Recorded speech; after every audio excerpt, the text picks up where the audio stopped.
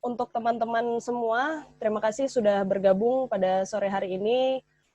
Ada narasumber kita, ada 3 orang, ada Mas Kurnia, ada Pak Laode M. Syarif, juga Mbak Asvin dari LBHI. Pak Laode adalah Komisioner KPK tahun 2014 sampai 2019, lalu ada Mas Kurnia Ramadana dari ICW, peneliti hukum ICW. Nah, pada sore hari ini kita mau tindak lanjuti lagi nih diskusi kita pada minggu lalu, masih soal konflik kepentingan, tapi lebih spesifik lagi kita bicara soal kaitannya dengan tindak pidana korupsi. Gitu. Nah, kalau teman-teman pernah mengikuti diskusi yang minggu lalu atau perkembangan diskusi yang ada di media sosial, di media online atau media massa lainnya, itu pasti teman-teman akan sedikit mendapat insight gitu ya, gambaran mendalam bahwa konflik kepentingan ini erat kaitannya dengan potensi tindak pidana korupsi gitu. Makanya kalau mengutip Pala Ode juga waktu itu sempat nge-tweet gitu ya, ya konflik kepentingan tuh anak tangga dari tindak pidana korupsi gitu. Jadi dia semacam satu langkah menuju tindak pidana gitu. Jadi semacam niat jahatnya mungkin ya, bicara soal niat jahat itu mungkin sudah ada, tinggal eksekusinya nih gimana gitu. Nah, perkembangan yang terbaru hari ini satu staf khusus Presiden Jokowi kembali mundur setelah kemarin sempat Belva yang juga masih menjabat sebagai CEO Ruang Guru dan juga skill akademinya menerima program dari pemerintah untuk prakerja gitu, kartu prakerja. Hari ini tadi pagi mungkin Andi Taufan itu mengundurkan diri juga dari jabatannya sebagai staf khusus Presiden gitu. Nah, pada sore hari ini kita akan bicara spesifik soal itu dengan ketiga narasumber kita. Untuk teman-teman yang nanti mungkin mau bertanya, silahkan bertanya di kolom komentar di Facebook Sahabat ICW untuk nanti komentar atau bertanya untuk nanti dibacakan, terus mungkin akan direspon jika waktunya memungkinkan ya, karena ini puasa hari pertama, kita juga nggak mau terlalu lama diskusi biar hatinya tenang gitu ya, tenang ketika mau buka puasa. Oke, saya akan mulai. Pertama-tama saya akan tanya dulu. Ini sebenarnya tiga pertanyaan pertama yang akan saya ajukan ini saya tujukan ke ketiga narasumber. Tapi nanti mungkin urutan menjawabnya bisa dari Kurnia, kemudian ke Mbak Asvin, baru terakhir nanti ke Pala Ode ya. Yang pertanyaan pertama adalah mungkin untuk teman-teman yang masih perlu pemahaman nih atau pendalaman soal apa sih sebetulnya konflik kepentingan itu, lalu apa sih bahayanya konflik kepentingan gitu ya, terutama mungkin dalam mengelola program publik dan juga keuangan publik, atau bahkan lebih spesifik keuangan negara dan program dari negara. Itu yang pertama. Lalu yang kedua, ini kan setelah 2 orang staf sus mundur, tapi masih ada ganjalan nih, masih ada misalnya kalau dalam kasusnya Belva, skill akademi yang di bawah Ruang Guru itu masih menjadi salah satu pihak yang akan mengerjakan proyek pemerintah dalam program prakerja gitu. Nah, itu bagaimana? Lalu yang terakhir, ini yang pertanyaan untuk ketiga narasumber, yang terakhir adalah bagaimana kemudian kayak rekomendasi agar kedepannya hal-hal seperti ini tidak lagi terjadi. Terus bagaimana mungkin dorongan juga kepada pemerintah, kepada presiden, apa yang sebaiknya langkah yang diambil dan lain sebagainya. Itu tadi 3 pertanyaan yang umum yang akan dijawab oleh ketiga narasumber. Dan pertama untuk Kurnia, pertanyaan tambahan dari 3 pertanyaan tadi, jadi nanti langsung diselesaikan aja. Baru-baru ini kan ICW juga meluncurkan tren vonis gitu ya, tren vonis, dan itu menangkap fenomena mulai dari dakwaan, surat tuntutan sampai keputusan gitu. Dan di situ biasanya kan kelihatan tuh pasal-pasalnya gitu ya. Nah, pertanyaannya adalah bagaimana dari hasil temuan tren vonis itu apakah ada tren tindak pidana misalnya yang memang berangkat dari tadi bicara soal potensi konflik kepentingan, kemudian dimunculkan dalam penyidikan gitu ya sebagai pasal yang digunakan untuk mentersangkakan, kemudian diperkuat di materi dakwaan, terus dituntut dan kemudian diputus gitu. Mungkin itu nanti kalau misalnya ada masing-masing narsum ingin menambahkan pandangan pribadinya atau lembaganya, terkait hal yang relevan dipersilakan di luar dari pertanyaan-pertanyaan tersebut. Silakan Kurnia, mungkin sekitar 10-15 menit. Iya, makasih Mbak Lola. Selamat sore teman-teman semua, para narasumber, ada Pak Laude dan Mbak Asvin, serta teman-teman yang menonton acara ini. Assalamualaikum warahmatullahi wabarakatuh. Menarik memang ketika kita berbicara soal konflik kepentingan, yang mana praktis 2-3 minggu ini pemberitaan dipenuhi oleh itu tadi, 2 staf khusus yang sempat disebutkan oleh Mbak Lola, yang diduga melakukan perbuatan atau mengeluarkan kebijakan yang sangat kental dengan nuansa konflik kepentingan. Ada beberapa poin yang ingin saya bahas ini, mungkin saya akan membahas secara sporadis, ada 5 poin sebenarnya. Yang pertama, apa definisi dari konflik kepentingan itu sendiri, apa regulasi yang memayungi ketika ada dugaan konflik kepentingan, lalu yang ketiga, kasus-kasus yang tadi Mbak Lola sebutkan, temuan tren vonis, dan juga saya ingin meng-capture beberapa kejadian yang memang tidak terkait dengan tindak pidana konflik kepentingan, tapi di balik itu kita menduga ada konflik of interest. Nanti akan kita bahas lebih lanjut. Poin keempat adalah, karena penting untuk diketahui, terkait dengan konflik kepentingan ini sebenarnya tidak langsung terkait dengan penegakan hukum, tapi ini juga menyoal tentang etika. Bagaimana etika pejabat publik, bagaimana etika pejabat negara, atau kita ingin meng-capture lebih luas, bagaimana etika supaya kita tidak terjebak dengan definisi penyelenggara negara, definisi pejabat negara, bagaimana etika seseorang yang sedang bekerja untuk negara. Jadi enak tuh kita melihat persoalannya. Lalu yang kelima, apa yang harus dilakukan? Melihat situasi seperti ini. Saya masuk yang bagian pertama. Apa sebenarnya definisi dari konflik kepentingan? Ada beberapa memang pendapat ataupun regulasi yang mengatur tentang konflik kepentingan. Tapi secara sederhana seperti ini. Konflik kepentingan itu adalah ketika setiap orang diberikan jabatan, entah itu berstatus sebagai penyelenggara negara, pejabat negara, atau orang yang sedang bekerja untuk negara, mengeluarkan sebuah kebijakan yang terkait langsung dengan kepentingan pribadinya. Konsekuensinya, kebijakan ataupun keputusan yang bersangkutan tidak lagi netral gitu, atau tidak lagi objektif karena dipengaruhi oleh beberapa aspek untuk mencari keuntungan pribadi, keluarga, ataupun organisasi tertentu. Misalnya kasus-kasus banyak saya rasa yang terkait langsung dengan isu-isu politik begitu. Itu definisi secara umum tentang konflik kepentingan. Lalu kalau kita berbicara tentang regulasi, ada 2 bagian di sini, satu regulasi tataran internasional, lalu yang kedua regulasi nasional. Kalau regulasi internasional kita mengenal ada OECD, Organization for Economic Cooperation and Development, yang juga mengatur tentang konflik kepentingan di wilayah pelayanan publik gitu loh, atau pelayanan negara terhadap masyarakat. Itu untuk tataran internasional, teman-teman bisa baca lebih lanjut detail bagaimana OECD mengatur tentang potensi konflik kepentingan. Dia juga mengatur soal bagaimana good governance yang juga terkait dengan konflik kepentingan. Lalu aturan yang kedua di tataran nasional itu setidaknya ada 2. Yang pertama, Undang-Undang 30 tahun 2014 tentang administrasi pemerintahan. Di situ teman-teman bisa cek, saya meng-capture ada 3 pasal di sini, yang mana di bagian penjelasan, pasal 1, angka 14, mengatur definisi konflik kepentingan, dan juga ada pasal 42 dan pasal 43, yang saya rasa ini penting juga bagi kita semua untuk memahami bagaimana sebenarnya konsep dari konflik kepentingan itu sendiri. Saya bacakan sedikit 2 pasal itu.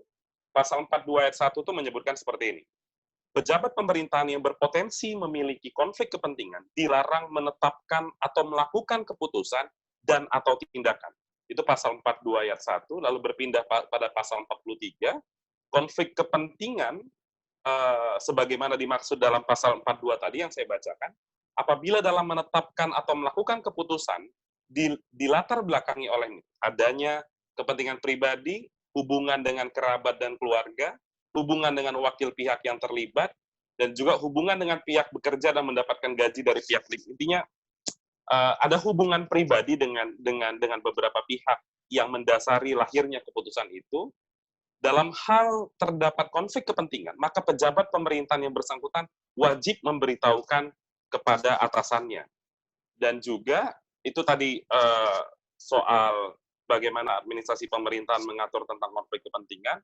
Lalu tadi seperti Mbak Lola sebutkan tadi, ada pasal 12 huruf I, Undang-Undang Nomor 31 Tahun 99 Junto 20/2001 tentang pemberantasan tindak pidana korupsi, mengatur secara spesifik tentang konflik kepentingan. Tapi bukan lagi konflik kepentingan secara luas, tapi ada delik pidana di situ ketika konflik kepentingan itu dilakukan dalam konteks pengadaan barang dan jasa.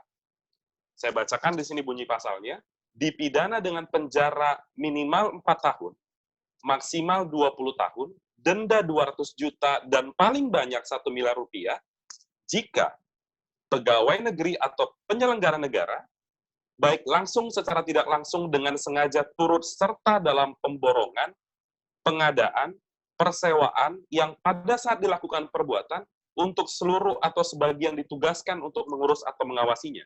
Jadi ketika ada pejabat negara, penyelenggara negara, ikut dalam tender sebuah pengadaan barang dan jasa atau memfasilitasi orang-orang terdekatnya untuk mencari keuntungan bagi dirinya atau bagi orang lain yang terkait dengan dirinya, maka dapat dipidana dengan pasal 12 huruf I ini. Nanti saya akan masuk di kasus-kasusnya, teman-teman. KPK juga pernah menetapkan tersangka dengan menggunakan pasal 12 huruf I ini. Itu dari tatanan regulasinya. Lalu kalau dari kasus-kasusnya di sini ada 3 poin. Yang pertama, saya meng-capture kejadian-kejadian yang teman-teman bisa sangat mudah mengkaitkan dengan dugaan konflik kepentingan. Saya di sini mengambil contoh-contoh yang menjadi perbincangan di tengah masyarakat, gitu loh. Misalnya yang pertama, saat tahun 2017 DPR sempat membuat panitia angket KPK saat Pak Laude itu menjadi komisioner KPK. Kenapa kita katakan ini ada dugaan konflik kepentingan? Jadi saat itu DPR saat melakukan rapat dengar pendapat dengan komisioner KPK meminta satu bukti percakapan antara saksi dan penyidik KPK, karena di persidangan disebutkan ada beberapa penyidik, ya ada beberapa oknum anggota DPR yang menekan seorang saksi perkara IKTP, Miriam S. Haryani. Saat itu KPK menolak memberikan, lalu DPR mengancam untuk melakukan panitia angket. Jadi, karena ketidaksukaan DPR kepada KPK tidak memberikan rekaman itu, mereka langsung membuat hak angket. Di situ konflik kepentingan. Lalu yang kedua, soal pembahasan Undang-Undang KPK. ICW melihatnya, kenapa DPR sangat semangat untuk melakukan revisi Undang-Undang KPK? Karena 22 atau 23 orang anggota DPR rezim 2014 sampai 2019 itu ditersangkakan oleh KPK. Jadi selagi-lagi atas dasar subjektivitas mereka ingin mempreteli kewenangan KPK melalui revisi Undang-Undang KPK. Akhirnya mereka berhasil, angket mereka berhasil, revisi Undang-Undang KPK juga mereka berhasil. Apa yang ketiga? Seleksi pimpinan KPK. Kenapa kita katakan konflik kepentingan dalam seleksi pimpinan KPK kemarin yang meloloskan Komjen Firly Bahuri menjadi ketua KPK, kita melihat konflik kepentingan di tahapan pansel. 9 orang yang ditunjuk pansel oleh Presiden Jokowi, 3 orang di antara 9 adalah orang-orang yang berafiliasi langsung dengan institusi penegak hukum, yang mana institusi ini banyak mengirimkan wakilnya ke KPK. Di situ dugaan konflik kepentingannya. Jadi kalau sekarang kita bahas soal staf sus, Presiden Jokowi membiarkan dugaan konflik kepentingan, bukan kali ini saja Presiden Jokowi membiarkan. Saat seleksi pimpinan KPK juga, saya nggak tahu ya definisinya dia membiarkan atau dia tidak memahami apa definisi dari konflik kepentingan itu sendiri. Lalu yang keempat, yang baru-baru ini heboh juga, kejadian Menteri Hukum dan HAM, Pak Yasona Lawli, yang konferensi pers mengatakan bergabung dalam tim hukum PDIP ketika KPK mengusut kasus Wahyu Setiawan, yang mana konflik kepentingannya karena Pak Yasona berstatus sebagai kader PDIP, salah satu tersangka yang sampai hari masih buron juga dari PDIP, Harun Masiku. Jadi kita di situ menilainya ada dugaan konflik kepentingan. Itu soal kejadian, teman-teman. Lalu kalau kita berbicara soal kasus konkret, tadi saya sempat sebutkan pasal 12 huruf I tentang benturan kepentingan dalam pengadaan barang dan jasa, Sepanjang pengetahuan saya, KPK sejak berdiri baru 2 kali menetapkan tersangka dengan menggunakan pasal 12 huruf I.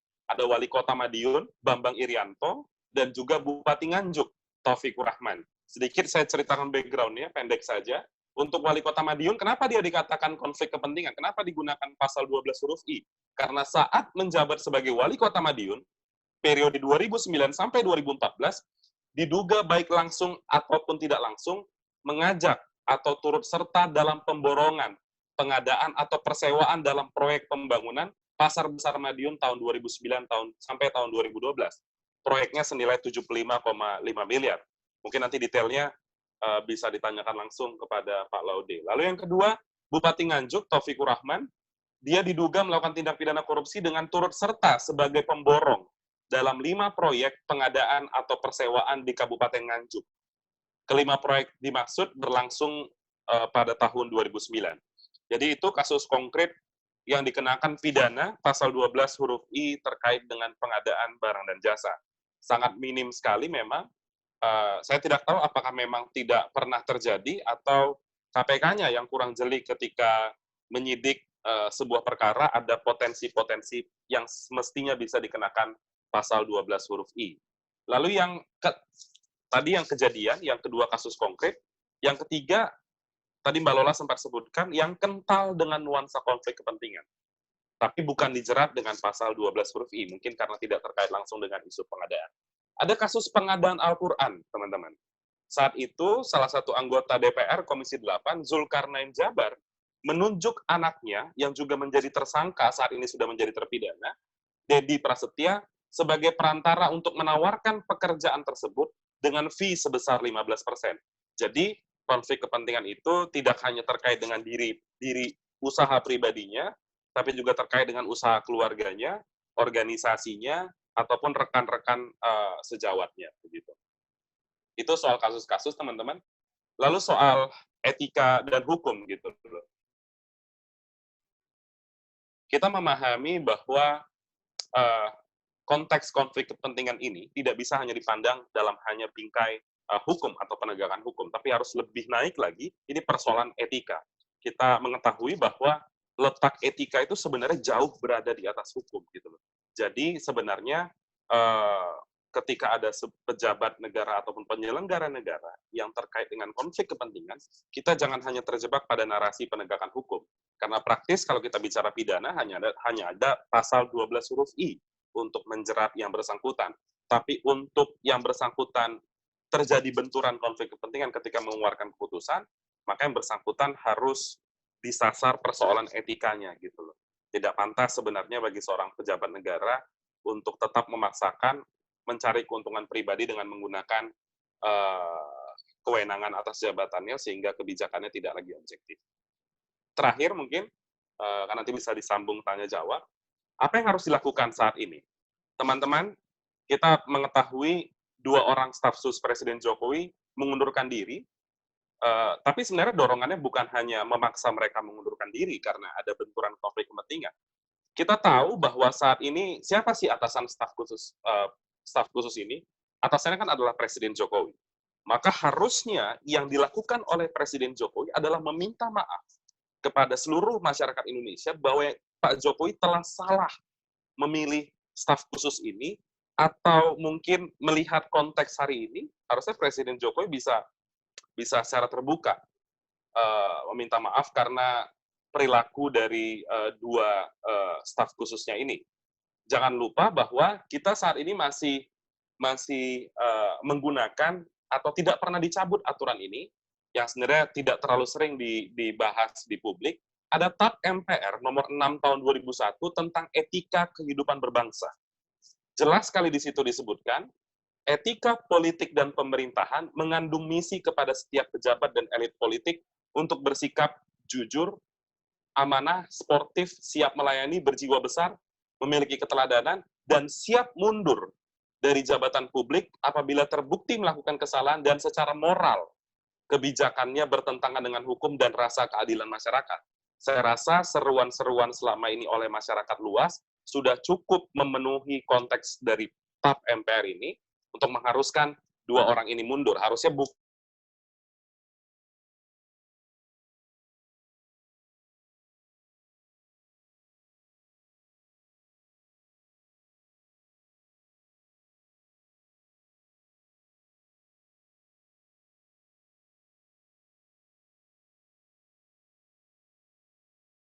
dua pandangan yang menghasilkan tindakan ataupun motif yang berbeda.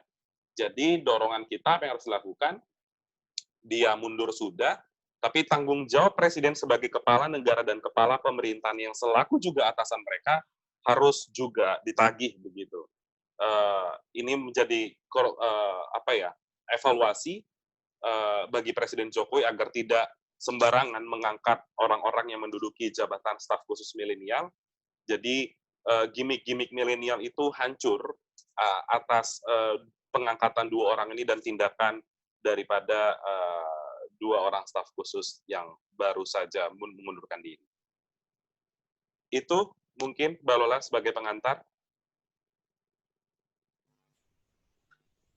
Oke, terima kasih Kurnia. Tadi ada banyak sekali ya insight yang dibagikan, mulai dari tadi kalau saya pribadi menangkap salah satu poin yang juga penting itu adalah soal ada landasan yang lebih fundamental gitu ya dibanding sekedar hukum positif. Misalnya tadi disebutkan soal etika pejabat publik gitu, di mana tadi juga udah dikasih juga sebetulnya sama Kurnia landasan hukumnya dari TAP MPR yang itu sebetulnya berlaku untuk semuanya gitu ya, mulai dari anggota legislatif, terus eksekutif, dan juga dalam hal ini termasuk staf khusus gitu ya, atau mungkin juga staf ahli dalam konteks yang fungsional. Lalu tadi juga ada bicara soal contoh kasus yang juga kasusnya ditangani oleh KPK, ada Wali Kota Madiun, lalu ada Bupati Nganjuk. Dan juga tadi Kurnia memberikan contoh yang mungkin tidak berdimensi tindak pidana, tapi punya kental sekali nuansa konflik kepentingan ya. Tadi bicara soal angket KPK ya, itu kejadiannya ketika Pak Laode masih menjabat sebagai salah satu komisioner. Lalu juga bicara soal yang baru-baru ini, soal Menkumham yang tidak paham posisinya bagaimana ketika ia menjabat sebagai Menteri Hukum dan HAM, kemudian hadir ke hadapan publik malah sebagai anggota dari tim hukum PDIP gitu. Ketika kasus yang ditangani oleh penegak hukum lain yaitu KPK itu sedang berjalan dan berkaitan dengan salah satu kader dari PDIP yang sampai sekarang juga masih buron gitu ya, soal Harun Masiku di awal-awal penangkapannya Wahyu Setiawan. Itu tadi, jadi cukup clear bahwa konflik kepentingan itu tidak selalu berdimensi pidana, tapi selalu ada nuansa etika publiknya di situ, dan di mana itu juga jadi landasan yang sangat penting bagi pejabat publik dalam mengambil keputusan atau mengeluarkan kebijakan tertentu. Itu saja tadi, nanti mungkin ada beberapa hal yang rasanya juga bisa diperdalam dan punya relevansi dengan narasumber yang lain. Selanjutnya saya akan berlanjut ke Mbak Asvin.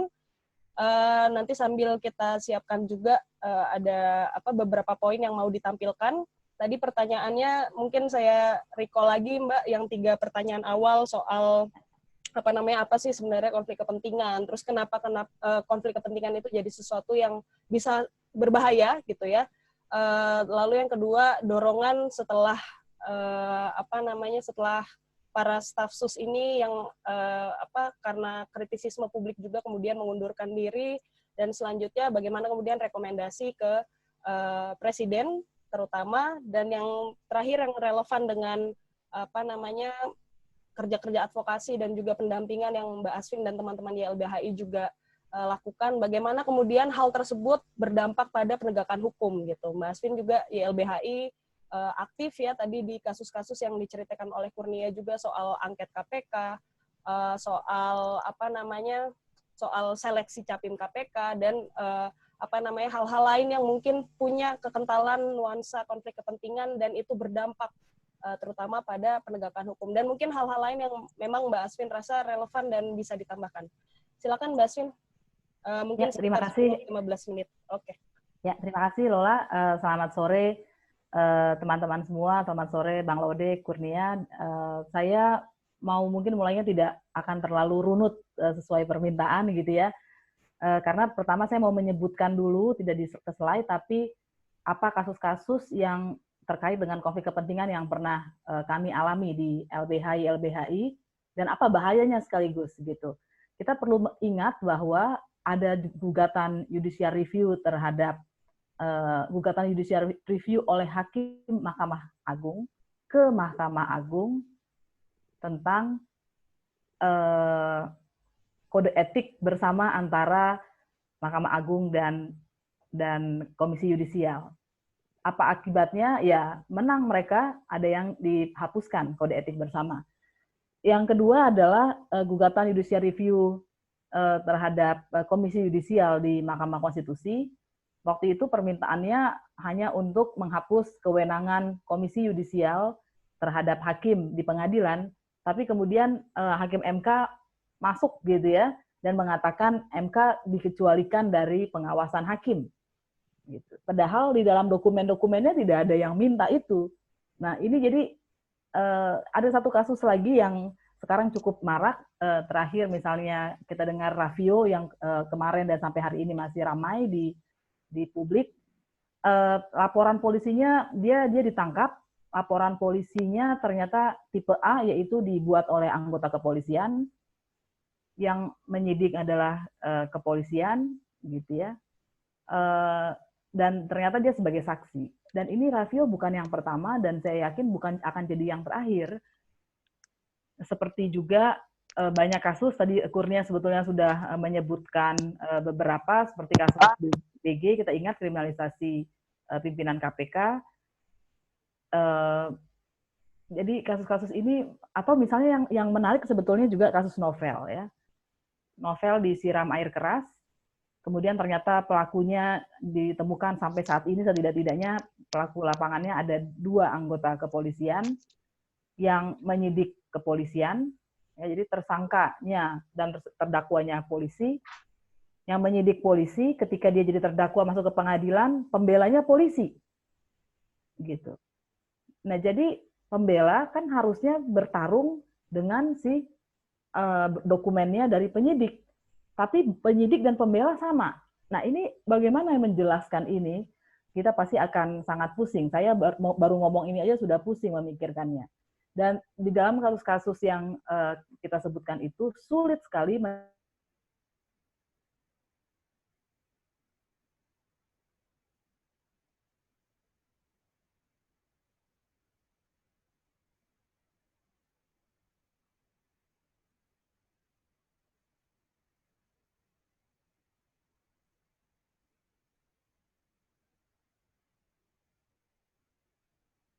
nggak kedengaran. Waktu ke waktu Republik Indonesia merasa kita perlu memperbaiki hukum tentang konflik kepentingan.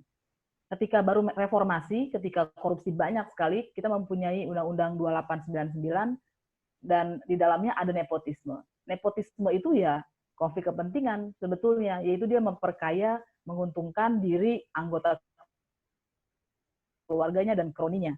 Dan sebetulnya yang menarik di sana ada hukuman penjara 2-12 tahun dan juga sanksi 200 juta sampai 1 miliar. Nah, tadi Kurnia juga sudah menyebutkan undang-undang yang lain, yaitu tahun 2014 ada 2 yang memiliki ketentuan tentang konflik kepentingan, yang satu Undang-Undang 5 tentang aparatur sipil negara, dan 30 2014 tentang administrasi pemerintahan, yang memang menyasar seolah-olah agak sedikit berbeda, tapi justru menunjukkan bahwa konflik kepentingan sudah menjadi bagian yang dianggap penting oleh negara Indonesia karena akan menghancurkan negara, mengarah pada korupsi dan ketidakbecusan. Nah, untuk saya minta tolong diperlihatkan slide yang pertama. Sebetulnya dalam bahasa yang lain, teori sudah banyak sekali menuliskan ini, sudah lama sekali, yang dalam teori sosial disebut patrimonial dan juga neopatrimonial. Kita tahu bersama ini teori yang dikembangkan oleh Weber asal-usulnya, tapi kemudian diperbaiki pada tahun 1700-an. Nah, jadi kita bisa bayangkan bahwa seusia itulah kira-kira peradaban konflik of interest, dan juga selama itulah dan sepanjang itulah peradaban manusia berusaha menentukan mana yang benar, mana yang tidak benar, mana yang baik, mana yang tidak baik. Nah, saya akan langsung masuk saja. Saya ambil dari tulisan O'Neill tentang Neo-Patrimonialism and Public Sector Performance and Reform. Jadi ada ciri-ciri. Nanti kita akan lihat apakah ciri-ciri ini dimiliki oleh Indonesia atau tidak. yaitu lemah atau tidak adanya pemisahan ruang publik dan privat. Nah, kita kan sering dengar ya, dalam seleksi pimpinan KPK, seleksi hakim, atau yang lain-lain ditanya, kamu bergaul tidak dengan lingkungan sekitar, gitu ya. Kamu kenal tidak dengan tetangga? Bukan berarti kenal tetangga itu tidak perlu, tapi apakah betul orang yang kenal dengan tetangganya atau dikenal baik oleh tetangganya atau bahkan menyumbangkan uang yang banyak untuk institusi keagamaan adalah orang yang tepat untuk menduduki sebuah kursi dan tidak korupsi? Dalam kenyataannya justru banyak koruptor menyumbangkan uangnya untuk lembaga keagamaan karena merasa itu bisa mencuci uangnya.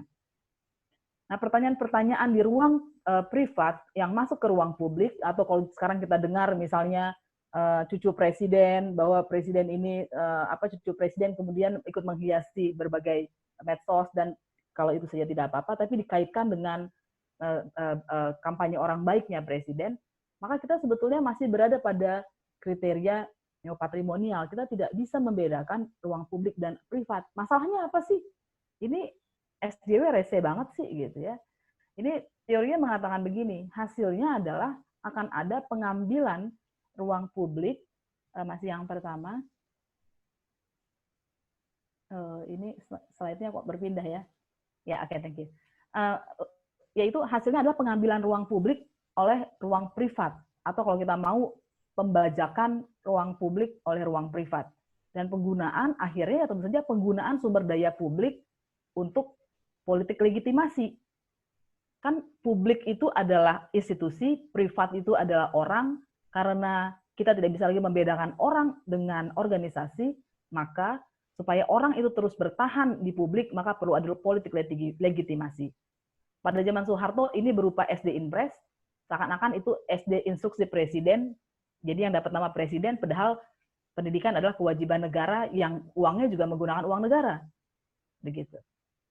Kemudian akibatnya akan menyebabkan pula adanya sebuah hubungan dan praktek lain, termasuk klientelisme, kita sudah tahu itu, kemudian nepotisme, dan hubungan pertukaran horizontal dan korupsi. Yang di slide kedua, slide berikutnya,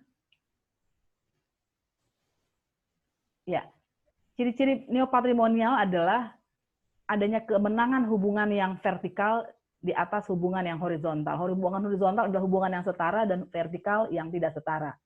Jadi masyarakat, tentu saja termasuk di dalamnya pemerintahan, sebagian besarnya mempertahankan hubungan atas bawahan atau tidak egaliter. Atau yang didasarkan pada primordialisme. Apa itu primordialisme? Misalnya ikatan kekerabatan, etnis, agama, alumni sekolah, alumni fakultas, dan lain-lain ya, alumni universitas.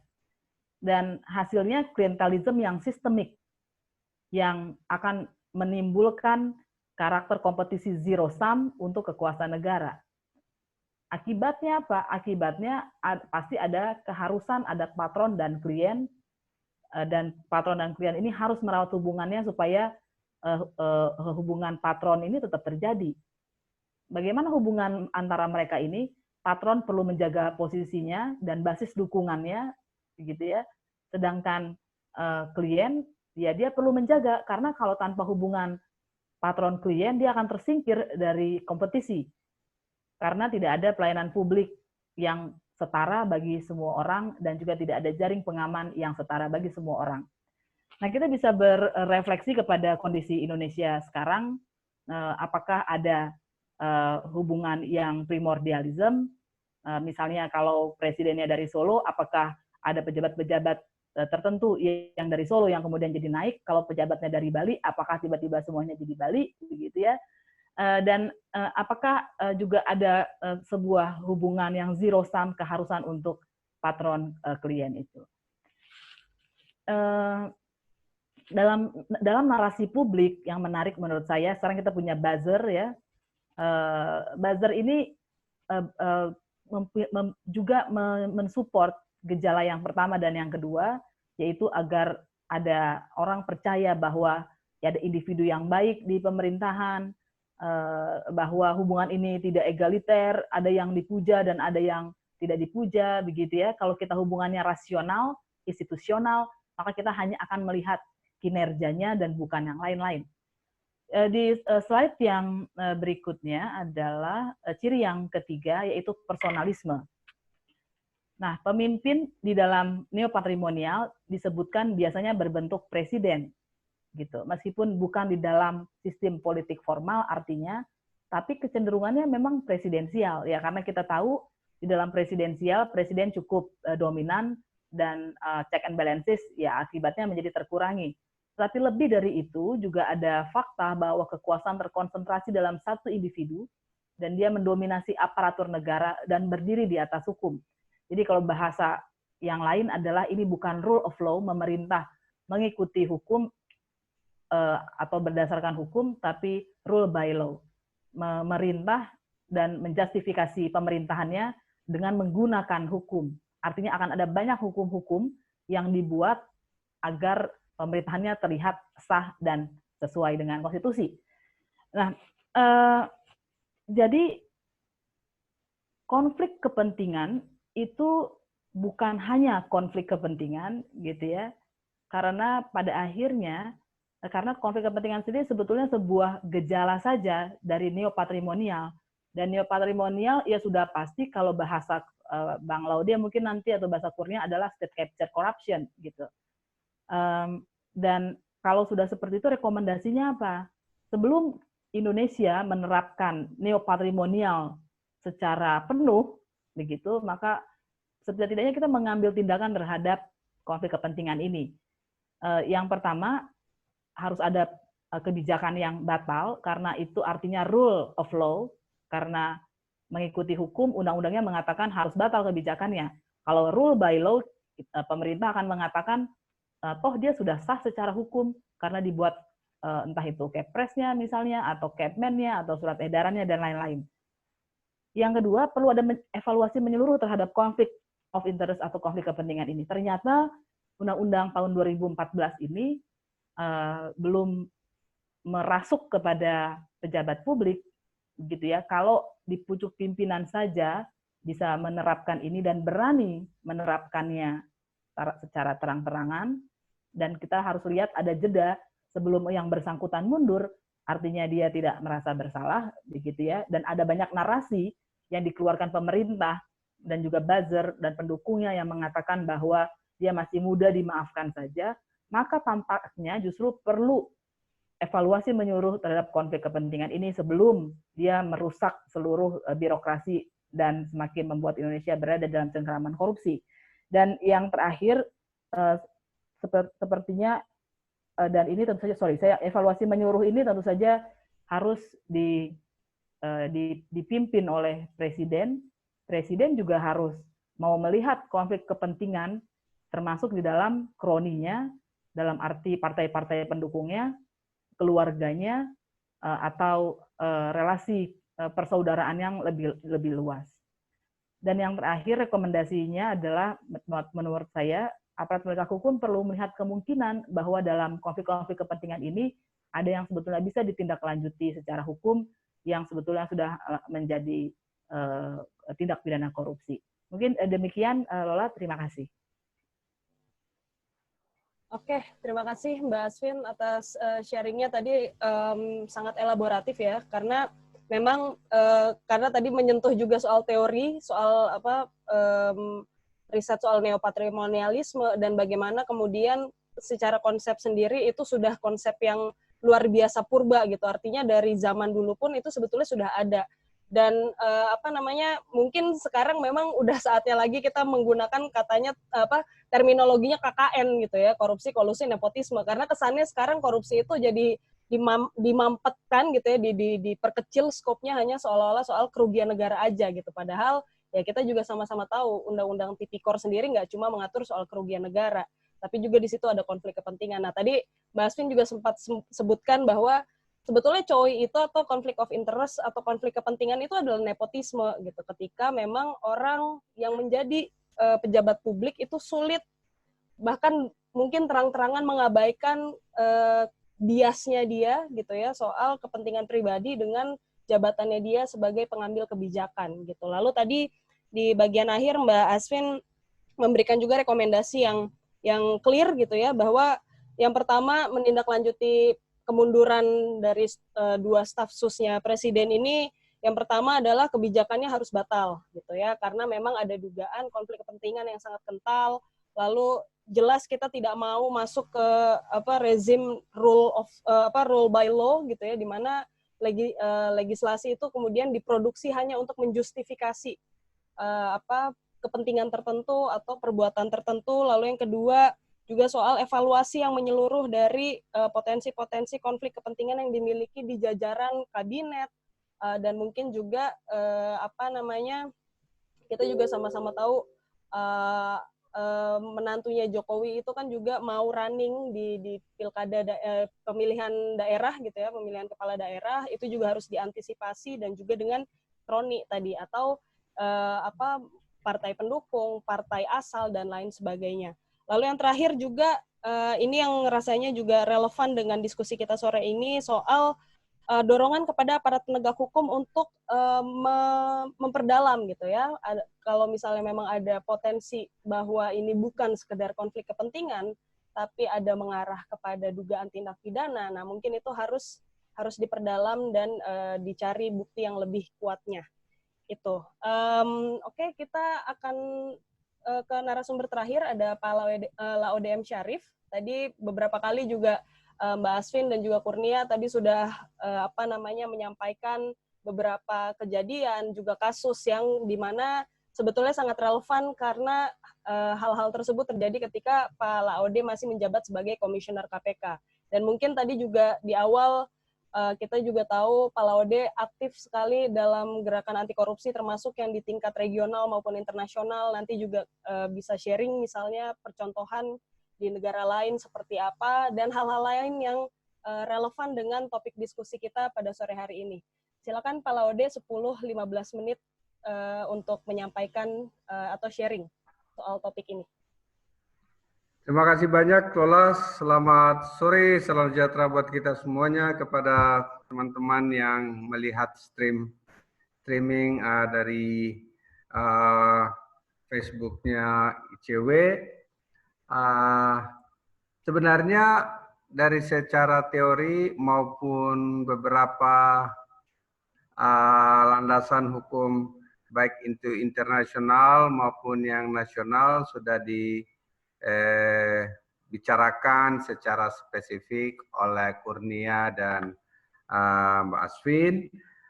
Tetapi saya ingatkan, saya tambahkan juga misalnya di dalam United Nations Convention Against Corruption yang kita sudah ratifikasi dengan undang-undang, dan itu sebenarnya mengapa di dalam undang-undang tipikor kita ada yang berhubungan dengan konflik of interest itu juga jelas disebut. Kalau mau lihat pasal 7 ayat 4 dari United Nations Convention Against Corruption, UNCAC itu, dia menyebutnya secara lengkap begini. Each state party shall, in accordance with fundamental principle of its domestic law, endeavor to adopt, maintain, and strengthen system that promote transparency and to abolish a conflict of interest.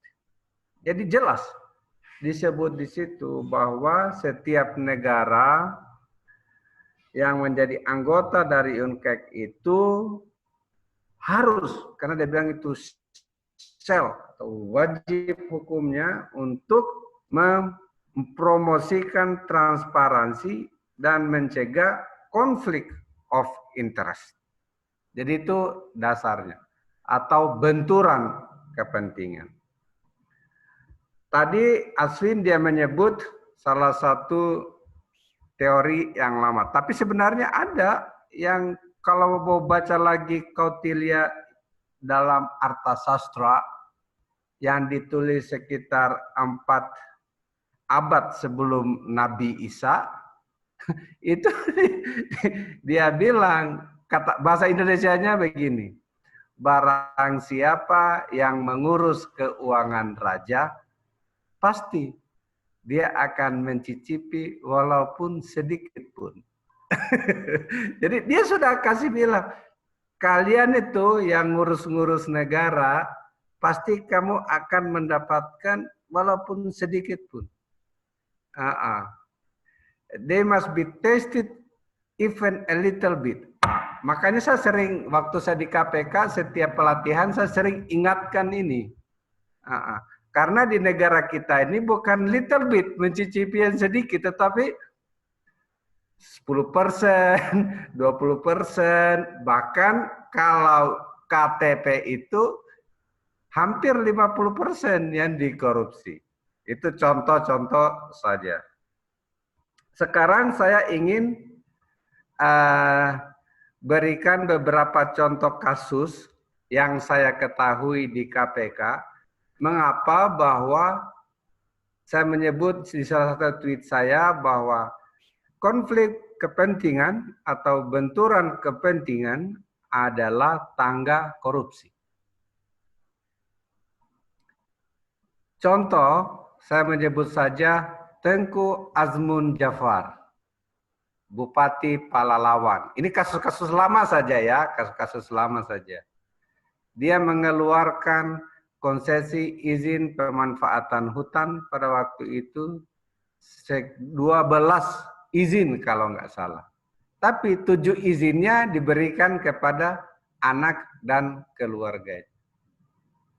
Itu akhirnya itu kan konflik of interest. Dan ini banyak sekali, jadi hampir saya bisa pastikan seluruh kasus korupsi yang ditangani KPK ada unsur konflik kepentingan. Karena memang gitu, karena memperkaya diri sendiri atau orang lain. Tidak akan terjadi memperkaya diri sendiri kalau kita tidak punya kepentingan di situ. Tapi mengapa di KPK itu hanya sedikit yang dituntut dengan pasal 12I? Ya, biasanya karena ada pasal suap, sudah ada pasal gratifikasi, ada pasal. Jadi tidak usah dimanfaatkan yang itu karena sudah tercapture juga dengan pasal-pasal yang lain.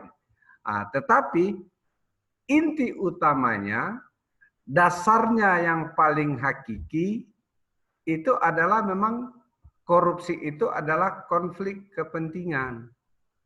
Oleh karena itu, misalnya di KPK tidak boleh ada pegawai adik kakak, suami istri, atau hubungan semenda yang itu. Itu dilarang karena apa?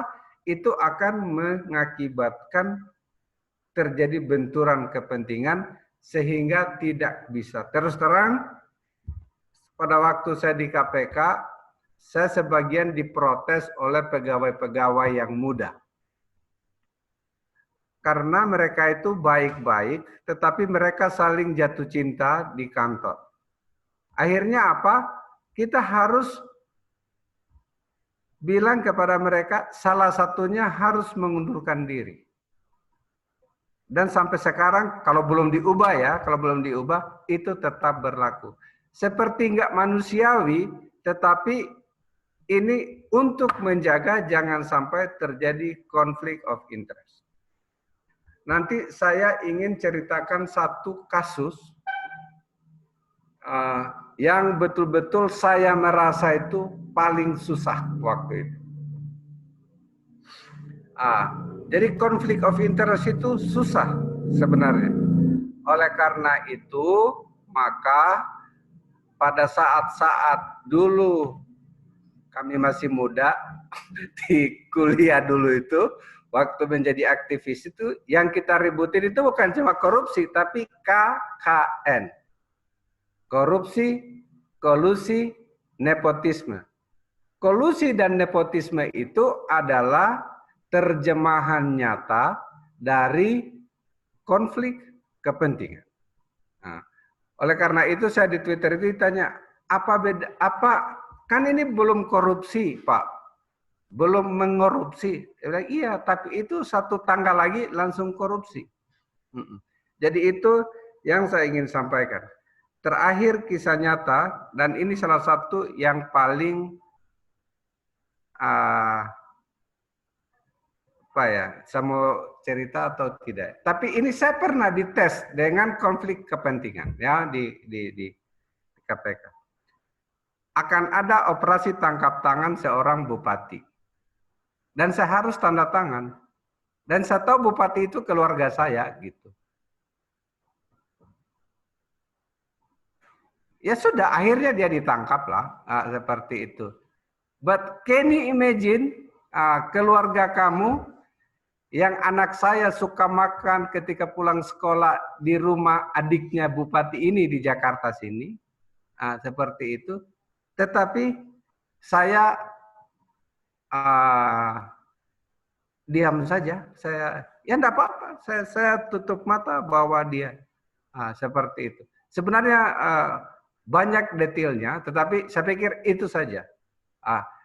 Dan ketika pulang Lebaran kan ibu saya nanya, kasihan ya adik kamu itu ditangkap ya. Saya bilang, iya mak, saya sudah bilang dulu karena saya sudah di KPK dia harus hati-hati kalau dia jadi bupati gitu kan. Saya bilang. Yang kedua, yang ketiga kali ketika perayaan tamat SD, anaknya ponakan dia sama anak saya karena satu kelas, terus saya ditanyain lagi,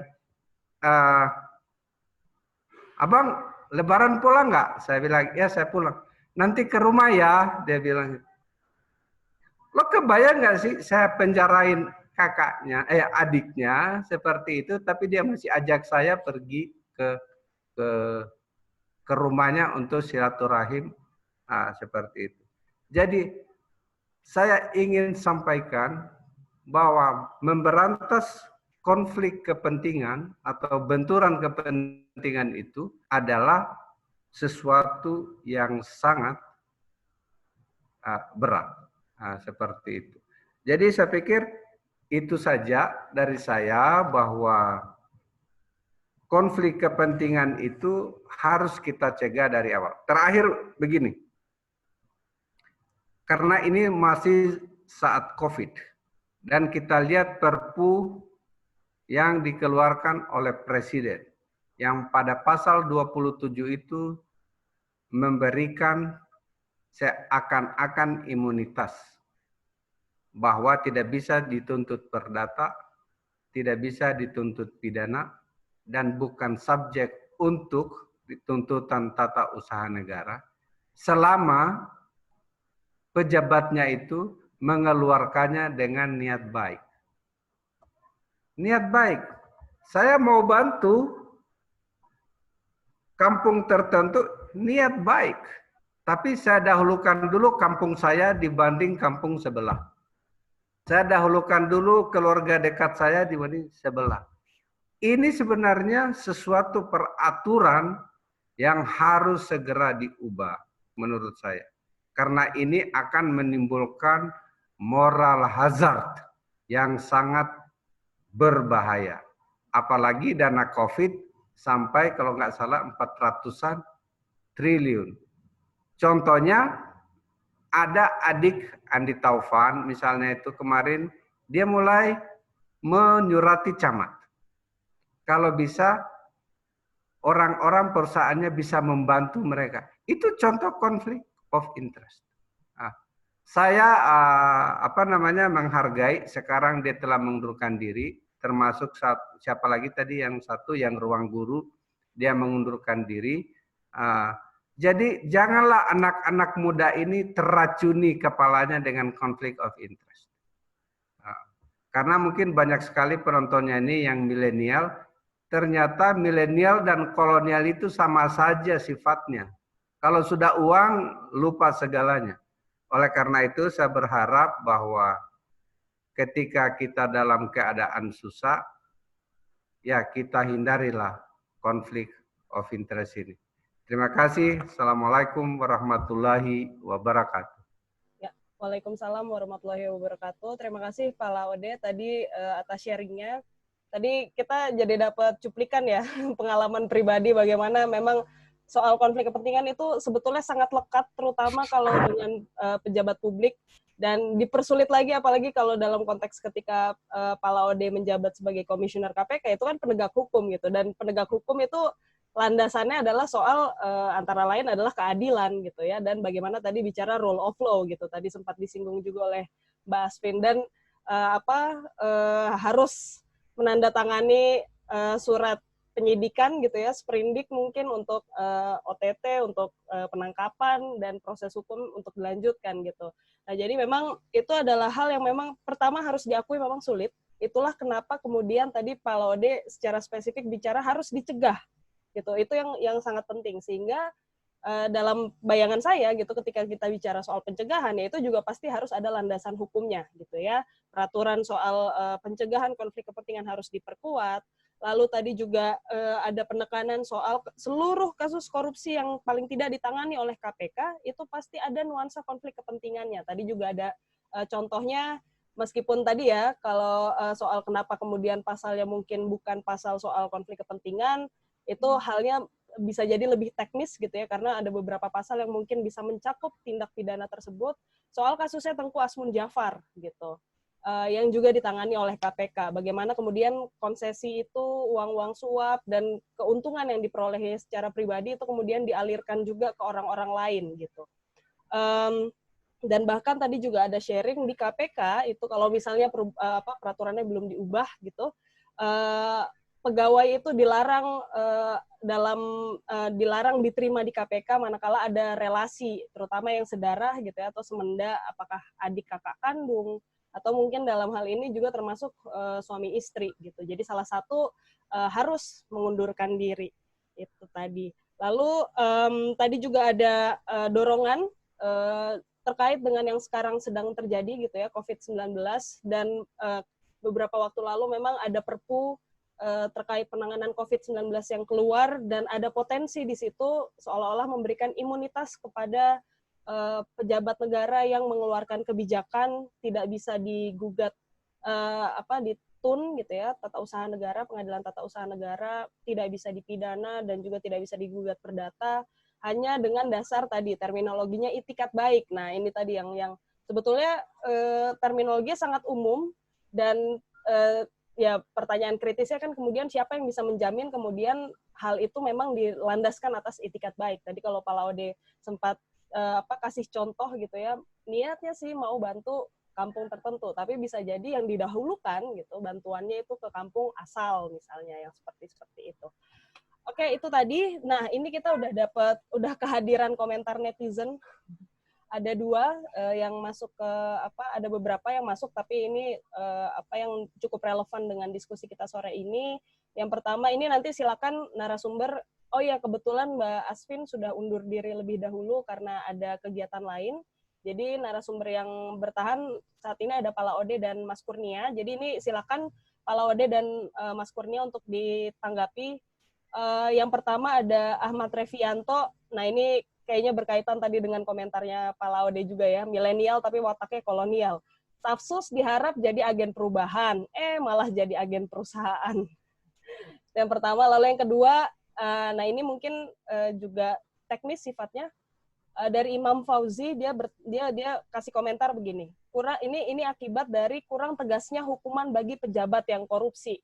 Nah, itu tadi ada 2. Silakan siapa duluan yang mau komentar atau menanggapi. Tadi ada 2. Yang pertama soal, ya ini komentar umum sih, stafsus diharapkan jadi agen perubahan, malah jadi agen perusahaan. Lalu yang kedua, nah ini cukup konkret, apakah memang kondisi yang sekarang itu termasuk dalam hal ini konflik kepentingan yang masih banyak terjadi, itu akibat kurang tegasnya hukuman bagi pejabat yang korupsi? Silakan, mungkin Pak Laude dulu. Boleh. Respon. Ya, silakan Pak. Terima kasih. Yang pertama soal agen perubahan. Jadi memang kan seharusnya orang-orang muda itu, apalagi kalau mereka sekolah sampai ke luar negeri dan memiliki kemampuan yang baik, seharusnya itu memberikan contoh kepada teman-teman mudanya yang lain. Jadi jangan sampai dia ikut terjerumus kepada praktek-praktek lama yang yang sudah mendarah daging di negeri ini. Oleh karena itu kita berharap bahwa kaum milenial itu betul-betul jauh lebih baik dibanding yang baby boomer seperti itu, atau biasanya disebut di Indonesia kayak kolonial seperti itu. Jadi maksudnya itu yang harus kita itu harapan. Tetapi memang kenyataannya kalau saya lihat di KPK selama saya di sana dan memperhatikan perilaku orang tua dan orang muda sama saja. Contoh, kalau kita anggap Pak Setia Novanto itu senior, sudah tua karena memang dari zaman Orde Lama, pada zaman Orde Baru sudah mulai gitu. Tetapi misalnya Zumi Zola, umurnya berapa? Jauh lebih muda dari saya. Orang dari kampung saya, Waude Nur Hayati misalnya, seperti itu. Terus anaknya Arafik, itu anak-anak muda, ayah dan anak wali kota Kendari dan anaknya, seperti itu. Jadi banyak. Mau di Sumatera, mau di Jawa, mau di Sulawesi, mau di Kalimantan, sama saja kelakuan. Jadi antara anak muda dan orang tua masih sama saja. Berarti kan kita tidak ada peningkatan ini. Apakah ada hubungannya dengan penegakan hukum yang kurang maksimal? Mungkin iya. Mungkin iya. Karena apa? KPK saja itu hanya bisa paling banyak itu kan kasus pada tidak mau itu mengklaim, tapi yang paling banyak kasus itu ketika angkatan kami. Itu sekitar hampir 200-an perkara per tahun. Itu yang paling banyak di antara sejarah KPK. Tetapi itu kan hanya 200 per tahun. Dan saya yakin yang gentayangan di luar sana itu masih jauh lebih banyak. Yang oleh karena itu kalau polisi betul-betul serius mengerjakan saber pungli aja, kalau itu benar-benar setiap minggu dilaksanakan, setiap bulan, itu pasti akan kejaksaan melaksanakan. Kalau benar-benar dikeroyok. Tapi kan masalahnya kenapa tidak seperti itu semua? Kembali ke pertanyaan dasar yang kita diskusikan hari ini. Apa? Konflik kepentingan.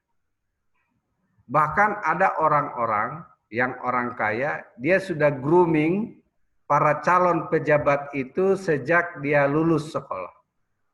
Dulu itu. Dan ternyata masih sampai hari ini. Dia tambahin kekurangan gajinya, dia suruh jalan-jalan, sehingga ketika dia mau akan melakukan penegakan hukum, akhirnya dia merasa, ini tidak enak, ini dulu kan dia baik sama saya. Akhirnya terjadi seperti itu. Jadi saya pikir memang ada hubungannya, karena hukum di Indonesia ini belum menjadi panglima. Hukum di Indonesia ini masih belum seperti yang kita harapkan. Belum seperti di Norwegia. Masih berbeda dengan di New Zealand. Masih berbeda dengan di Denmark. Masih beda dengan negara-negara Skandinavia yang lain. Kenapa saya menyebut negeri-negeri itu? Karena itu yang corruption perception index-nya sudah di atas 80 semuanya. Jangan ikuti-ikuti yang dengar-dengar, oh nanti ditebas lehernya, tebas siapa. Nggak usah percaya. Itu yang ditebas itu adalah lawan politiknya. Sehingga konflik of interest dalam penegakan hukum itu juga tinggi. Jadi saya pikir itu yang harus kita perhatikan, dan mungkin Kurnia atau ada pertanyaan lain bisa menjawab lebih lanjut. Silakan. Oke, mungkin Pak Laude sekalian nanti ini juga buat Kurnia, karena ini kita lagi ngomongin soal penegakan hukumnya gitu ya. Kita kan sering juga, dan tadi Pak Laude udah sempat singgung juga, ini kan sebetulnya kalau Undang-Undang Tipikor, ini disclaimer dulu ya, ICW sendiri kami tidak mendukung hukuman mati gitu. Nah, cuma narasi yang selalu berkembang di publik itu kan seolah-olah hukuman mati itu justru akan jadi sesuatu yang sangat menjerakan gitu. Nah, kalau misalnya dalam konteks penegakan hukum yang maksimal gitu ya untuk pemberantasan korupsi, pandangan Pak Laude sendiri gimana? Apakah betul gitu ya mitos itu, atau itu hanya sekedar mitos, atau kita sebetulnya memang punya approach lain yang bisa lebih maksimal untuk memberantas korupsi? Oke. Undang-undang Tipikor kita itu membolehkan hukuman mati dengan syarat. Satu, bahwa korupsinya itu yang serius, salah satunya dilakukan pada saat bencana alam, seperti sekarang. Nah, tapi selama sejarah KPK belum pernah ada yang dipenjarakan, yang dihukum atau dituntut dengan hukuman mati. Yang paling tinggi yaitu hukuman seumur hidup yang dilakukan, yang dikenakan kepada Pak Akil Mohtar, Ketua Mahkamah Konstitusi. Dan sebenarnya kalau kita lihat dengan negara-negara yang lain, yang paling tidak banyak korupsi itu adalah negara-negara yang tidak ada hukuman matinya, yang sudah dihapus sejak zaman dulu. Jadi kalau misalnya kenapa Denmark juara 1, Norwegia, Finlandia, New Zealand, itu tidak ada hukuman mati. Jadi sebenarnya tidak ada hubungan korelasi empiris yang mengatakan bahwa pemberlakuan hukuman mati itu akan mengakibatkan deterrent effect yang lebih. Negara-negara mana yang masih ada hukuman mati? Satu, Arab Saudi. Apakah dia negaranya nggak korup? Kita sama saja dengan Saudi Arabia. Mana lagi yang China? China masih ada hukuman mati. Tetapi corruption perception index-nya cuma lebih tinggi 1 poin itu dengan kita, 2 poin. Kita sudah naik ya, 2 poin, 1 poin dengan dia. Sama saja korupnya. Afghanistan ada hukuman mati? Ada, jauh lebih bagus seperti itu. Jadi bukan soal itu sebenarnya. Hukum pemberantasan korupsi itu salah satunya caranya itu meningkatkan, menghilangkan konflik of interest. Itu seperti yang saya sebut tadi di NCAC, di UNCAC. Yang kedua, mempromosikan transparansi dan akuntabilitas. Jadi kalau transparansinya diperbaiki, akuntabilitasnya diperbaiki, sistemnya semua bekerja dengan baik, maka itu yang akan mengurangi korupsi. Bukan membunuh seseorang. Terakhir, ancaman hukuman pidana korupsi di Singapura dengan di Indonesia. Kita lihat saja ya supaya. Di Singapura itu the maximum sentence, kalau nggak salah 7 tahun. Dan jarang sekali sampai dikenakan 7 tahun. Paling banyak 5 tahun. Paling banyak 5 tahun.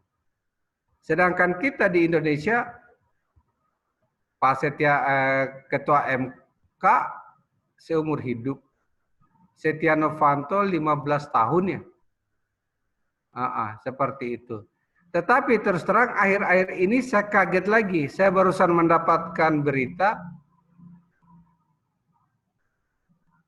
Pak Roma Hurmuzi baru saja mendapatkan keringanan menjadi tinggal 1 tahun. Padahal saya masih ingat kita tuntut 4 tahunan waktu itu. Akhir-akhir ini banyak sekali peninjauan kembali yang benar-benar oleh karena itu kita lihat juga nih Mahkamah Agung itu setelah ditinggal Pak Artijo kok seperti itu juga perilakunya. Apakah konflik of interest atau bahkan mungkin lebih dari konflik of interest karena ada iming-iming lain. Jadi suap gratifikasi adalah contoh nyata dari konflik of interest yang telah berubah bentuk menjadi kejahatan. Nah, seperti itu. Makasih. Ya, Kurnia, jadi gini, sorry, jadi ini ternyata masih ada beberapa pertanyaan, jadi nanti setelah Kurnia kita akan ambil satu lagi pertanyaan dari media sosial, tapi sebelumnya silakan Kurnia, tadi ada 2 komentar, dan tadi pertanyaan tambahan dari saya, dari moderator soal jenis, mungkin bentuk hukuman yang sekiranya bisa menjerakan, gitu. Pertanyaan ketiga. Oh, tunggu dulu, itu sebenarnya penting itu. Mungkin saya lupa jawab tadi. Sebenarnya hukuman yang paling penting dari korupsi itu sebenarnya pemiskinan. Sayangnya kita undang-undang kita itu tentang perampasan aset itu belum lengkap. Jadi kita harus membuktikan benar. Kita tidak bisa mengambil aset yang tidak bisa dibuktikan asal-usulnya. Kecuali kita bisa buktikan bahwa itu adalah hasil kejahatan yang dia peroleh.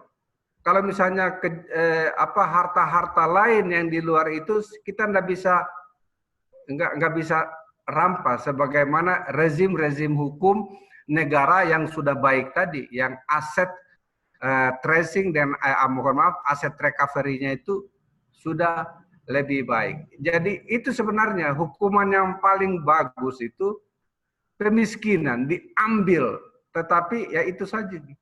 Kita sudah mau yang kita revisi itu undang-undang tipikor atau memasukkan dalam KUHP, tetapi yang dibikin malah yang direvisi oleh DPR adalah undang-undang KPK-nya. Yang kita usulkan A, yang dikerjakan Z, seperti itu. Jadi konflik of interest lagi itu contohnya seperti itu. Oke, terima kasih Pak Laode. Silakan Kurnia sebelum kita tanggapi lagi satu pertanyaan terakhir. Ya, makasih Mbak Lola. Ada 2 pertanyaan. Tadi pertanyaan Mbak Lola yang ketiga, aku coba masukin di jawaban pertanyaan kedua. Yang pertama sebenarnya tadi staf khusus milenial, sebenarnya ini cukup mencoreng ya generasi milenial dengan hadirnya 2 orang tersebut, dengan melakukan dugaan konflik kepentingan sampai akhirnya mereka mundur. Tadi saya coba sempat cari di internet, ternyata kita dulu pada saat zaman kolonial Belanda, saya kutip dari media Tirto, kita dulu punya 3 orang staf khusus yang mungkin usianya tidak milenial, dengan tugas untuk memberikan advice kepada gubernur jenderal saat itu Belanda di Indonesia. Dan mereka itu jelas, mereka produknya jelas, mereka keluarkan kajian-kajian ilmiah, bahkan mereka mengeluarkan buku yang justru itu bertolak belakang dengan hadirnya staf khusus presiden ini. Ya sampai sekarang saya nggak tahu apa fungsi dari 14 orang ini ada di pemerintahan, karena saya sampai sekarang nggak tahu apa kebijakan yang pernah mereka keluarkan. Mungkin bukan kebijakan, tapi rekomendasi apa. Jadi mungkin ke depan lebih baik setiap apapun tindakan advice yang diberikan kepada Presiden Jokowi, lebih baik advice itu diberikan juga kepada publik agar kita tahu mengukur kualitas dari hadirnya 14 orang staf khusus di samping Presiden Jokowi ini. Kalau mereka tidak bisa memberikan advice yang baik, ya buang-buang duit aja kita membayar pajak untuk membayar gaji 14 orang ini ada di sekitaran Pak Jokowi. Itu mungkin yang pertama ya. Lalu yang kedua, bagaimana konsep penjeraan pelaku korupsi. Cuman balik ke pertama tadi, sedikit lagi, sampai sekarang, ketika isu 2 staf khusus ini merebak ke tengah masyarakat, sampai mereka mundur dari staf khusus presiden, saya belum pernah mendengar ada statement dari KPK. Gitu loh. Justru yang bersuara adalah mantan pimpinan KPK-nya, tapi ketua KPK-nya, komisioner KPK-nya tidak pernah bersuara soal ini, begitu. Harusnya kan ketika konflik kepentingan ini konflik kepentingan ini sudah benar-benar dugaan yang menguak ke publik, harusnya KPK memberikan seruan bahwa ini adalah tindakan yang keliru. Lalu bagaimana koruptor jera di Indonesia gitu loh.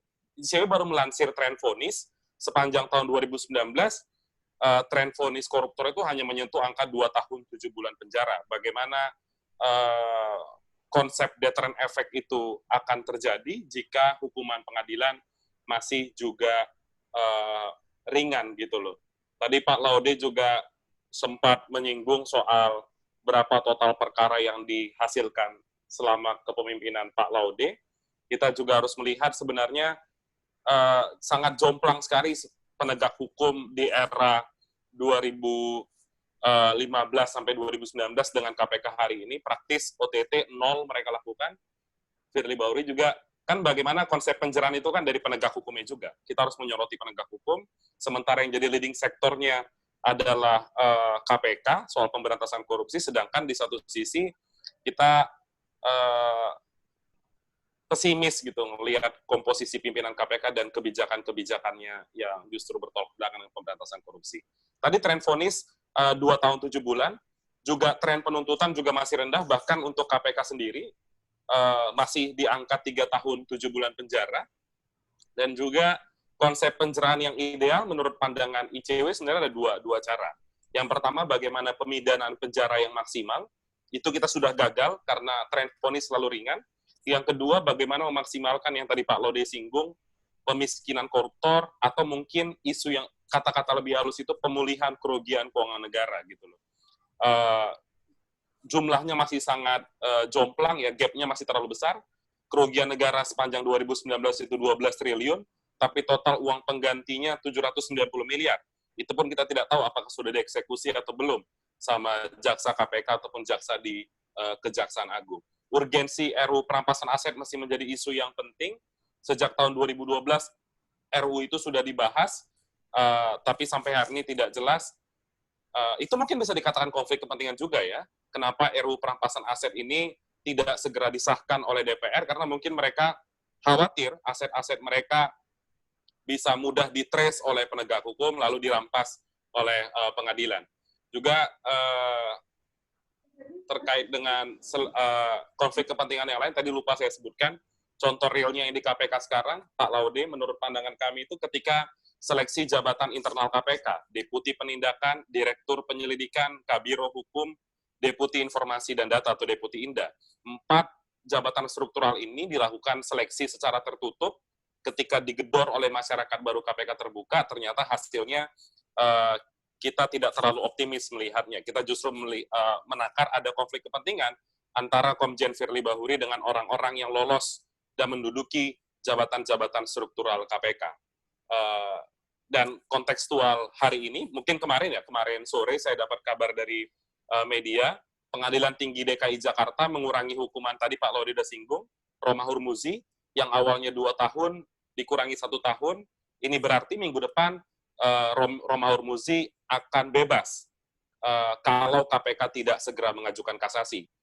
ICW sempat membandingkan vonis yang diterima oleh Roma Hurmuzi dengan vonis-vonis lainnya. Faktanya ternyata vonis Roma Hurmuzi itu jauh lebih rendah daripada vonis seorang kepala desa di Kabupaten Bekasi yang melakukan dugaan pemerasan sebesar 30 juta.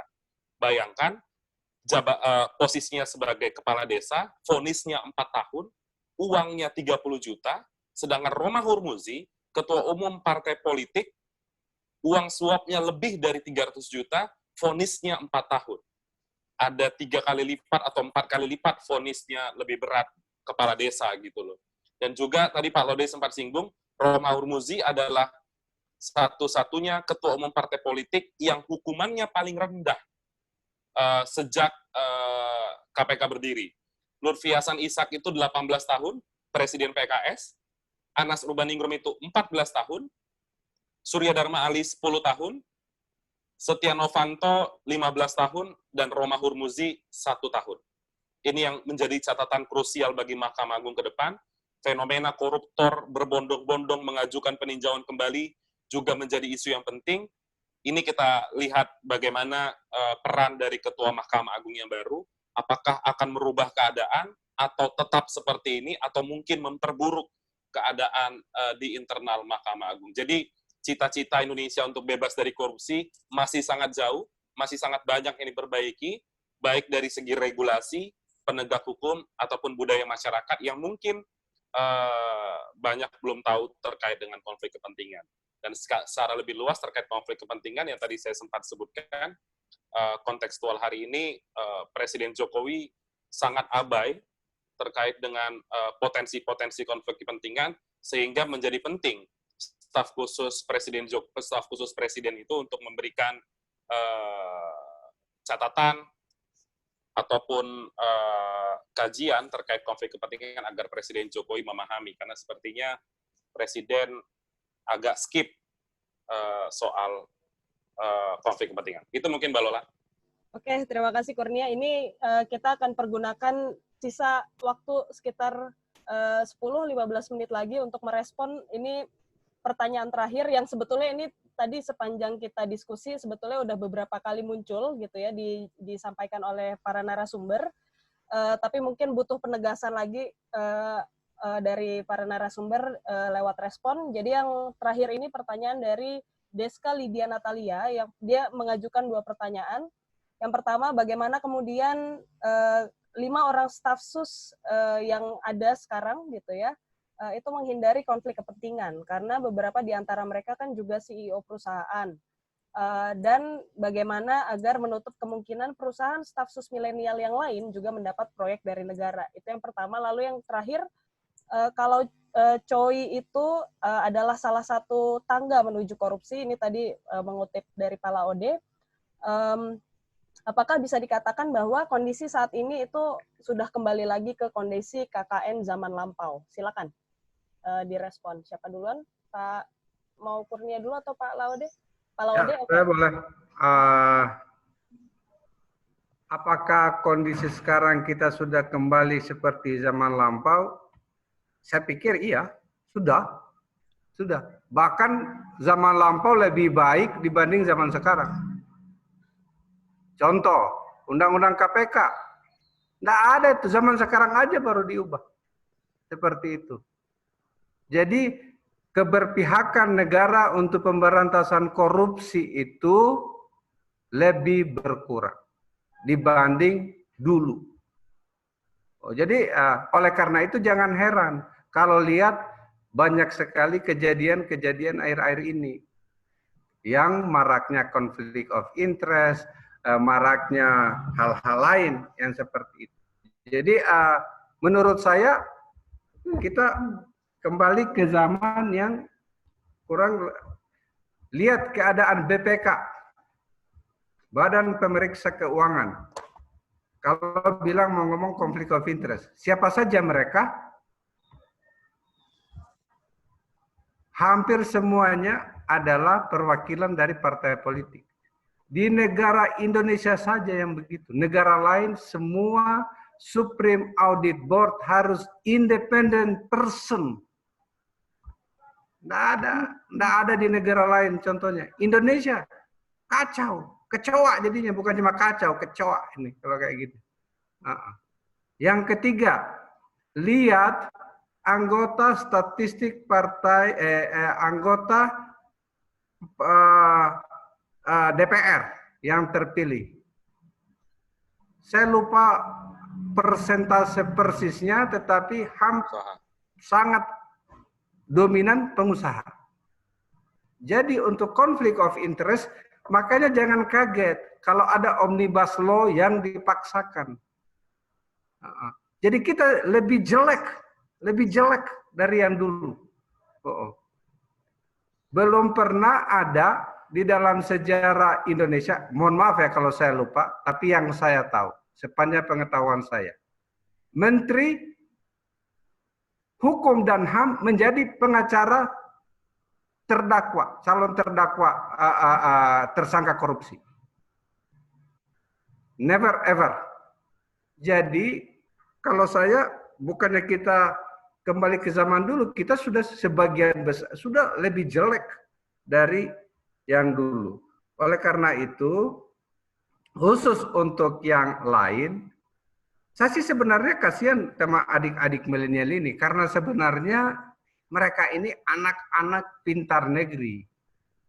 yang rising star-nya Indonesia ini untuk ke depan. Inovatif, baik. Tetapi dengan mencemplungkan di mereka. Terus nanti bagaimana caranya? Kalau misalnya yang 5 itu juga pengusaha semua, dia harus bikin deklarasi konflik of interest. Bahwa selama saya jadi staf khusus presiden, perusahaan saya tidak akan mendapatkan, itu kan sayang. Kalau saya sih menjadi staf khusus itu saya keluar aja. Jadi seperti itu. Jadi harus selalu ada deklarasi disclaimer. Jadi sebelum bisa menjabat sesuatu, seperti itu. Ketika mau jadi komisioner KPK, begitu juga. Kalau akan seorang tersangka dan macam-macam, misalnya berhubungan langsung dengan diri pribadi saya atau keluarga dekat saya, maka saya menandatangani, menyetujui atau tidak memberikan pendapat untuk itu. Tidak boleh berpendapat. Jadi harus ada.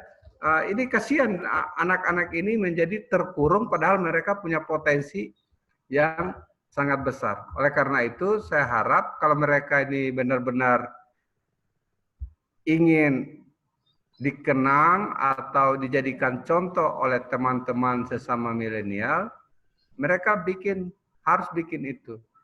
Deklarasi tentang benturan kepentingan. Bahwa pribadi mereka dan perusahaan mereka tidak akan mendapatkan keuntungan dari proyek-proyek negara. Seperti itu. Itu caranya yang mereka bisa tempuh.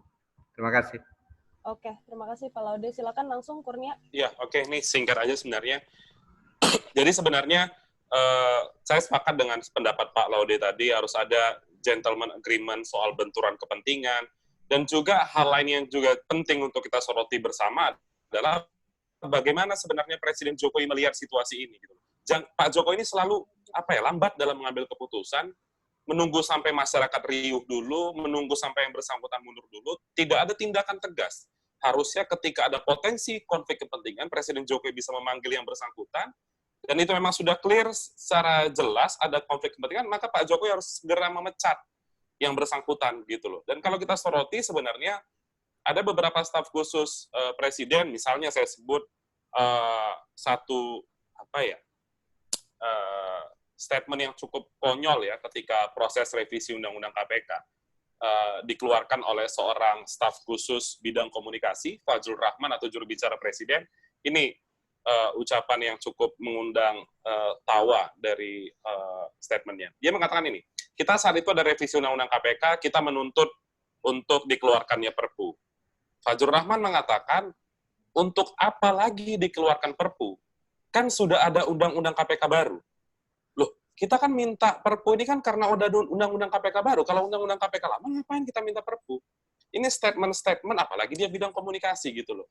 Dia tidak memahami apa yang tengah menjadi perbincangan di tengah masyarakat. Maka dari itu harusnya Presiden Jokowi bisa mengevaluasi keberadaan seluruh staf khusus, entah itu milenial atau staf khusus yang sudah berumur yang ada di sekitaran Presiden Jokowi. Sudahkah advice mereka membantu kinerja pemerintahan saat ini? Kalau tidak ada, ya saya rasa tidak ada alasan untuk mempertahankan mereka.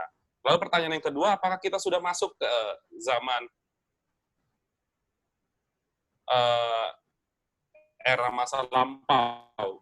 Saya sepakat juga lagi-lagi dengan Pak Laude, beberapa kebijakan apa saja yang pernah diucapkannya ketika dia berkampanye gitu loh. Saya masih ingat dia menuliskan komitmen anti korupsi di Nawacita. Saya masih ingat perdebatan Jokowi Ma'ruf Prabowo Sandi, debat presiden tentang penegakan hukum dan tindak pidana korupsi. Ternyata mungkin ucapan-ucapan itu bercanda ya diucapkan oleh Pak Jokowi. Kita aja nanggepinnya terlalu serius gitu loh, karena tidak ada satupun terrealisasi penegakan hukum yang baik dan penguatan KPK. Undang-undangnya direvisi, pimpinan KPK-nya bermasalah, dan ICW pernah mengatakan ini pimpinan KPK paling buruk sepanjang sejarah KPK, karena kebijakannya justru bertolak belakang. Dan selain dari itu ya memang kita membutuhkan komitmen yang serius dari leader pemerintahan, kepala negara dan juga kepala pemerintahan Pak Jokowi untuk segera bisa menuntaskan persoalan konflik kepentingan ini. Dan juga benar kata Pak Laude tadi, Undang-Undang KPK sejak tahun 2002 kita sudah berganti beberapa kali presiden ya. Tahun 2000 Undang-Undang KPK itu 2002, Bu Megawati, Gus Dur yang merumuskan undang-undang itu, Pak SBY, Pak Jokowi yang justru merusak undang-undang KPK dan merusak kelembagaan KPK itu sendiri menjadi tidak berdaya saat ini.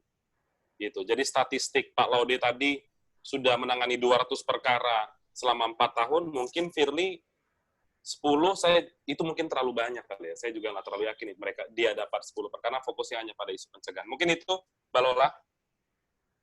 Oke, terima kasih Kurnia, terima kasih banyak Pak Laude sudah bergabung pada sore hari ini, dan tadi juga ada Mbak Asvin dari sebagai Ketua YLBHI. Sangat berterima kasih sudah berbagi pada sore hari ini juga dengan teman-teman yang menonton live streaming di Facebook ICW. Masih ada sebetulnya tadi beberapa komentar, tapi karena keterbatasan waktu dan ini adalah puasa hari pertama ya, jadi kita sebaiknya berbuka puasa dengan kondisi yang relatif lebih tenang, jadi kita harus sudahi di waktu sekarang. Dan tadi ada banyak sekali poin yang sebetulnya sangat menarik dan bisa dieksplorasi lebih jauh, tapi mungkin dalam kesempatan yang lain kita akan bisa diskusi lagi, baik dengan Pak Laude, dengan Mbak Asvin, juga dengan Kurnia. Nah, diskusi ini juga sudah direkam, nanti akan kita unggah juga di YouTube-nya ICW.